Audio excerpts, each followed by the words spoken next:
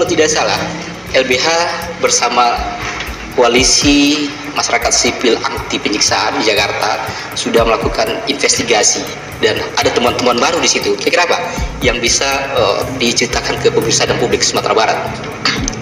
Saya mau memulai dari hasil investigasi lanjutan LBH ya. Jadi kasus ini ditangani bersama Koalisi Advokat Anti Penyiksaan. Jadi bukan hanya LBH, juga PBHI, juga LBHI Kontras, dan juga LBH P Muhammadiyah, dan banyak lagi teman-teman advokat lainnya. Jadi bukan hanya LBH untuk menangani kasus ini. Kasus ini sudah diinvestigasi lanjutan bersama tim LBH dan juga Kontras. Ada beberapa hasil investigasi tambahan dari kami.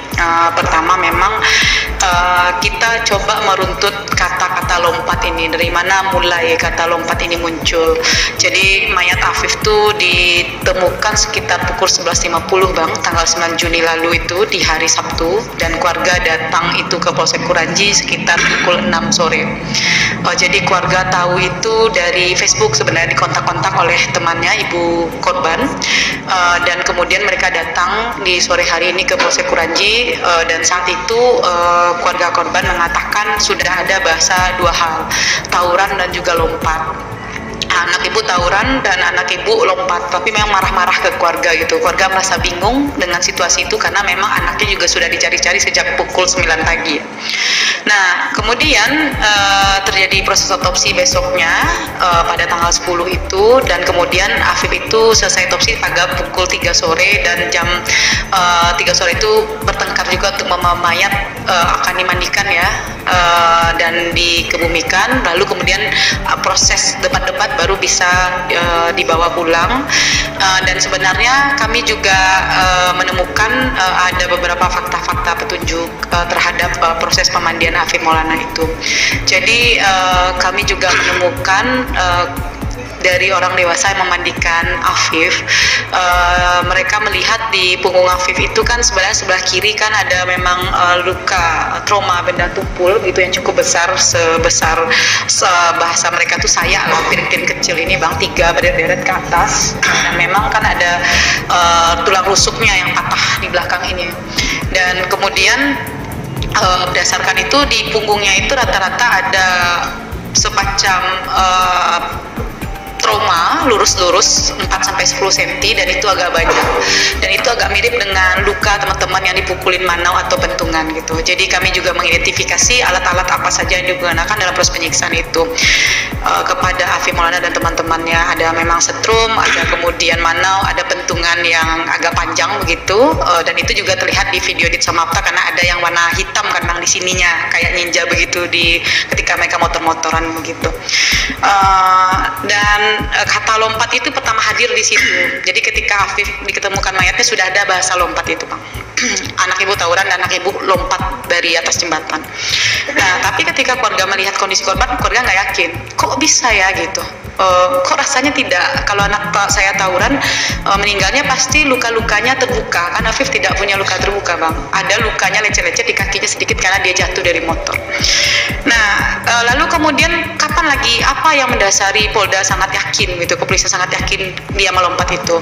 Lalu ada pernyataan saksi anak A kan, jadi anak A ini sebelumnya dia rekam sama keluarga, lalu kemudian di-up di media sosial, dan ada bahasa di situ dia melihat Afif dikerumunin polisi.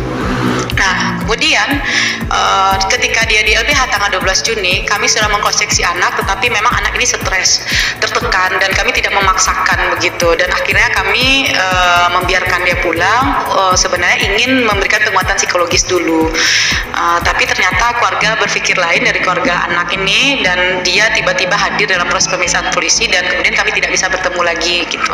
Nah, dari keterangan anak A inilah bilang dia mengatakan Afif mengajak melompat, tapi ketika kami tanyakan apakah kamu lihat Afif melompat? Dia bilang tidak, tapi hanya mengajak. Nah, bahasa itu tetap dia pertahankan sampai ekspos kasus tanggal 27 Juni di depan Kompolnas. Jadi bahasa lompat itu dipercayai kan dari kata anak aja. Dan kemudian ketika ekspos kasus juga hadir kan forensik ya, dihadirkan polisi Ibu Rusmawati. Sebenarnya Bu Rusmawati tidak menyudutkan keluarga juga gitu. Keterangannya dia bilang waktu itu dia patah tulang rusuk sebelah kanan, kena paru-paru, dan dia menjelaskan soal kaku mayat, lebam mayat, trauma dan sebagainya itu. Lalu kemudian dia katakan kaki dan kepalanya mulus begitu. Jadi bukan seperti orang yang jatuh dari ketinggian begitu ya. Lalu saya tanya, lalu kalau nggak gitu menurut Ibu kenapa kepleset? Sampai 2 kali saya tanyakan kepleset, dan situ saya mention, Pak catat ya Pak, Bapak bilang lompat, forensik Bapak bilang kepleset gitu. Nah itu yang meyakinkan LBH. Jadi memang kami sudah yakin bahwa tidak, Afif tidak melompat begitu. Mayat Afif ditaruh dan posisi mayat Afif itu kan tertelentang begitu ya Bang gitu. Jadi kami itu sudah bawa 3 saksi, sebenarnya 3 saksi yang memandikan ini, yang menunjukkan bahwa apa sih luka-luka di tubuh Afif, yang kemudian saya ingin sebenarnya penyidik memfokuskan siapa sih malam itu memegang manau, memegang benda-benda tumpul yang bisa dia gunakan untuk memukul seorang. Jadi langsung speknya jelas gitu, karena kan ini rame Bang, yang foto di Samapta aja 27, yang diperiksa itu kan kitanya 45 gitu. Jadi kan nggak mungkin semuanya diperiksa sama template pertanyaannya gitu. Saya minta sebenarnya penyidik mengarahkan siapa sih malam itu yang memegang alat-alat seperti manau dan sebagainya, sehingga langsung spesifikasinya ke situ gitu. Dan kemudian juga kami membawa 2 orang saksi anak gitu. Pertama di dalam video itu dia ada rombongan 7 orang berada di jembatan itu. Ini yang lucu, Polda kan konstruksinya begini. Ini seperti kita saksikan. Coba saksikan dulu. Ya, ini di tayangan ini rombongan di Samapta. Iya, video ini kami dapatkan lewat. Ya, ini video ini didapatkan, kami diperoleh dari LBH ini pemirsa. Bisa dijelaskan caranya dapatnya di mana nih? Jadi kami diberikan oleh beberapa teman-teman yang baik hati karena direkam, dan video ini ketika mayat Afif diketahui mengambang di sungai, ini di take down videonya. Baik, ini didapati oleh LBH ketika diposting di medsos siapa? Dia Samapta, Polda Sumbar Bang. Dia Samapta, resmi. Instagram resmi mereka, Polda Sumbar. Artinya waktu ini Nah, ini ada 7 orang anak-anak di sini. Ya, di jembatan. Ada 1 orang yang tidak berbaju polisi, dan di depannya itu banyak orang begitu, banyak polisi dan juga ada motor polisi. Nah, anak ini posisinya di sini Bang, dan dia katakan dia datang berboncengan dari sebelum jembatan, dia dijatuhkan, lalu kemudian dia berboncengan dengan 1 polisi. Dia tahu namanya nama gelar begitu ya, A.G begitu. Lalu kemudian dia ditaruh di situ, disuruh jongkok, lalu kemudian dia tidak diperbolehkan melihat ke arah kiri sebelah situ. Itu dari 7 anak yang di jembatan tadi, ada anak A yang membonceng Afif. Iya, anak A itu paling ujung sebelah sini. Oh, yang paling ujung itu Aditya, itu anak A. Dan dia melihat A itu datang. Tidak ada Afif. Tidak ada Afif. Dia melihat anak A datang, dan dia melihat dia memperhatikan ya, dia diangkat gitu kepalanya, lalu ada Afif di situ pakai baju warna hitam, dan dia sempat waktu itu mengidentifikasi baju dan celana waktu itu ya, dia bilang orange gitu, padahal kan coklat. Kami tanya lagi, kamu warnanya apa begitu? Tim LBH menanyakan lagi sama kontras waktu itu, dan dia bilang iya, ada 3 orang mengerumunin Afif di situ begitu, dan Afif berteriak minta ampun, dan kami tahu itu suaranya Afif begitu. Dan mereka ini kan lalu yang titik G anak A bahwa dia tahu itu suara Afif katanya. Tapi itu bukan Aditya ya Bang, yang A lagi, yang lain yang kami hadirkan. Dia kenal Afif yang lain itu. Iya, lalu kemudian dia juga lihat waktu itu Adit baru dibawa gitu Bang, sehingga itu mementahkan sebenarnya argumentasi Polda mengatakan bahwa saat itu 1 menit tidak ada orang di jembatan. Nah, ada 2 polisi yang berada di situ, ada yang dia kenal sebagai A dan G, dan ada yang merekam Bang, ada polisi yang merekam juga, dan dia bilang jangan lihat ke situ, awasan lihat ke situ, jangan lihat ke situ. Jadi memang ada bahasa itu. Ada beberapa hal yang dia masih trauma, masih takut, dan kami masih kemudian mengatakan oke, kamu butuh tenang dulu, butuh ini dulu, dan bahkan ada mengatakan Kak, kalau kalau kami cerita ada jaminan keamanan nggak, sebenarnya itu yang ditanyakan ke kami Bang, makanya kami mendesak LPSK segera begitu. Baik, LPSK kan sudah ada katanya 15 ya, totalnya 25 dari keluarga. Belum turun Bang. Belum turun? Belum, dalam minggu besok turun.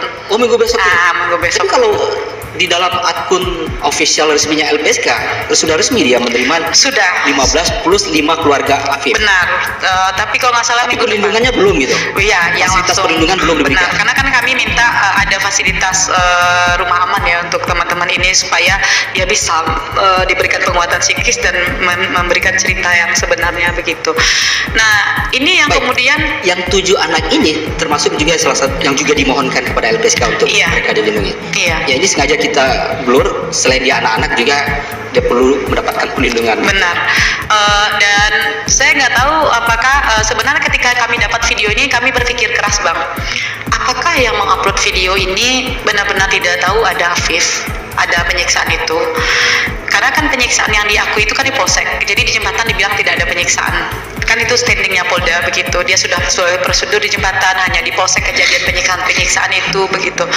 Kami sempat berpikir keras Bang, rasanya tidak mungkin karena anak itu mengatakan selain ada polisi yang titik-titik G itu, lalu kemudian ada yang merekam juga Bang. Nah, sebenarnya dari video itu kan terlihat itu kan video yang disambung-sambungkan Bang. Berarti ada dong yang merekam malam itu begitu. Apakah sudah diambil semua rekaman-rekaman itu? Artinya bukan begitu. satu orang yang panggil gambar. Iya, saya yakin nggak satu orang, makanya itu di ini Bang, videonya agak-agak rancu begitu kan. Jadi disambung-sambung begitu. Ada jumping-jumpingnya. Jumping-jumpingnya ya, kalau orang video itu ada jumping-jumpingnya, dan kami yakin itu nggak satu video, pasti ada beberapa yang disambung-sambungkan videonya begitu. Dan kami berpikir keras tuh, masa yang nge-up nih nggak tahu ya, atau ini video dijadikan alibi seorang meyakinkan Afif memang tidak ada di jembatan gitu, karena tidak ada Afif di situ begitu. Baik, ini video ini di take down begitu Mayat Afif ditemukan. informasi mayat ditemukan. Mayat ditemukan. Yang tim LBH bisa mendapat video ini walaupun sudah di take down, bisa dijemput lagi ya datanya? Oh enggak, kami dapat karena di ini ada yang menonton, lalu kemudian direkam layar. Jadi dikirim, sehingga kami tidak bisa cek metadatanya juga, Bang. Sebenarnya kan bisa dicek metadatanya, tapi karena ini dapatnya rekam layar kan kami tidak dapat metadatanya. Sebenarnya kalau polisi mau kan harusnya metadatanya ini dari HP siapa, diambil dan sebagainya gitu. Pasti kelihatan ininya beberapa informasi penting itu. Baik, ya ini pemirsa, sayang sekali pihak Polda tidak hadir. Kami ingin sekali untuk mengkonfirmasi dan klarifikasi dari Polda dari video tadi. Apa yang bisa dimaknai oleh LBH dari video tadi? Pertama, video itu langsung mengcounter statement Polda bahwa tidak ada orang di jembatan. Jadi satu anak saksi itu mengatakan bahwa ada 3 orang dan di situ ada motor Afif dan di situ ada motor polisi, Bang. Dan dia sekitar 15 meter ke arah situ gitu. 15 meter, dan itu ada penerangan cahaya di antara lampu 3 ke lampu 4 di jembatan itu, dan kemudian ada polisi di situ. Baik, kalau kita dengar keterangan pihak polisi sebelumnya, begitu dia menendang Afif dan Aditya terjatuh, Aditya sibuk mencari handphone, tiba-tiba polisi mempiting. Artinya tidak ada yang anak korban lain yang di situ jembatan. Iya, konstruksi yang dibangun Polda adalah ketika Afif kemudian jatuh karena tendang-tendang lalu maju saja, lalu ada space waktu 1 menit waktu itu, 1 menit, dan kemudian sempat ada pembicaraan antara Afif dan anak A mengatakan bahwa Bang loncat aja, jangan, dia cari-cari HP-nya, lalu kemudian dia tidak melihat Afif lagi, lalu tiba-tiba ada bribdatri yang membekuk si anak A begitu, lalu dikatakan dia mengatakan, Pak, teman saya lompat. Itu di ekspos kasus begitu, Bang. Jadi bribdatri itu sempat ditanyain gitu, lalu Zaki, kalau nggak sambil Zaki juga gitu, benarkah dia ini gitu, seolah hanya menyampaikan ada ruang kosong gitu. Di video ini mengatakan nggak gitu, nggak ada ruang kosong di situ gitu.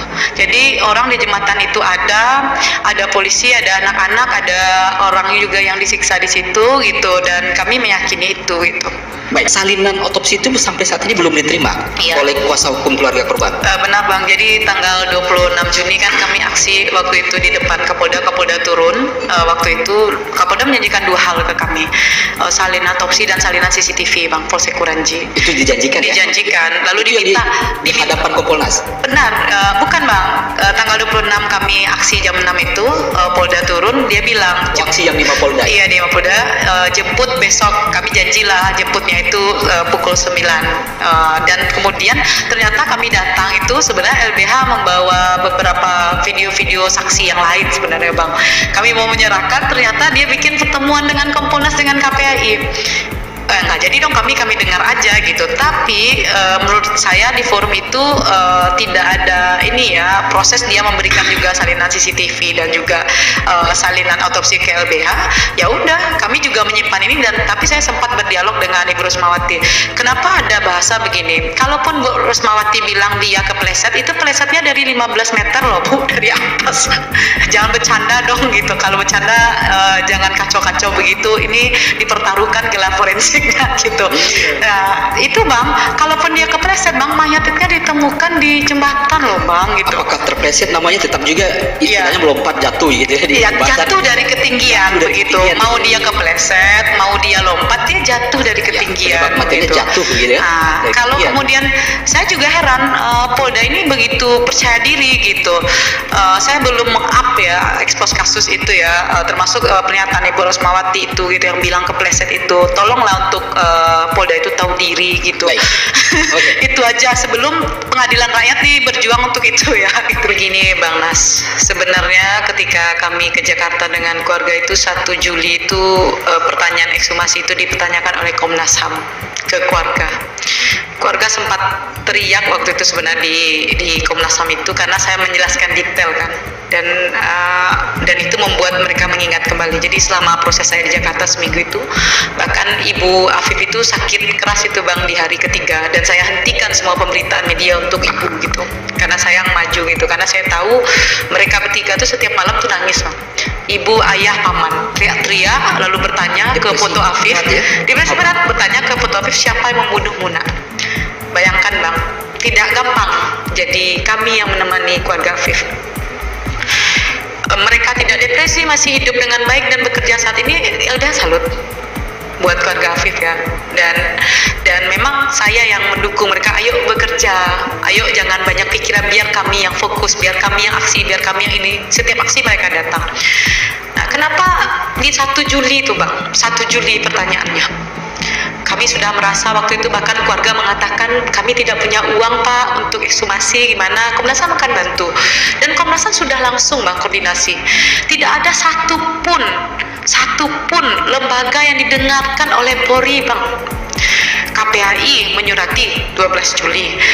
Komnas HAM minta salinan otopsi cuma dibacakan. LBH 17 Juli juga sama teman-teman minta salinan otopsi juga, CCTV dan beberapa informasi soal video itu. Dibilang pengecualian, tidak satu tumpang.